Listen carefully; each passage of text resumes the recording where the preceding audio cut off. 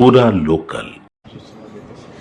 చూడు, రాజకీయంగా బీజేపీ వైపా, తెలుగుదేశం వైపా, లేక టీఆర్ఎస్ వైపా కాదు. నేను ఇప్పుడు టీఆర్ఎస్లో ఉన్నా.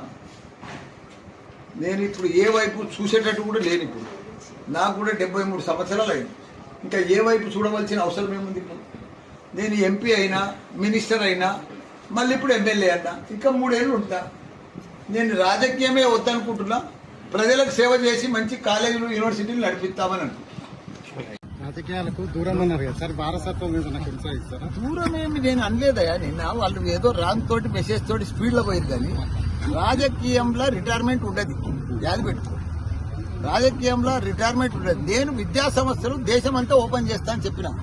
రాజకీయంలోకి నువ్వు ఒక ఆయన అడిగిండు, విలేకరు తమ్ముడు అడిగిండు ఏంటంటే, నువ్వు బీజేపీలోకి పోతావా, తెలుగుదేశంలో పోతావా అని అడిగితే, నేను ఏ దేశంలో పోను, ఏ పార్టీలో పోను, నేను ఇంకా నాకు 3 ఏళ్ళు ఉంది, 73 సంవత్సరాలు ఉంది అని చెప్పిన. జపాన్లో రిటైర్మెంట్ లేదు, నాకు కూడా రిటైర్మెంట్ లేదు.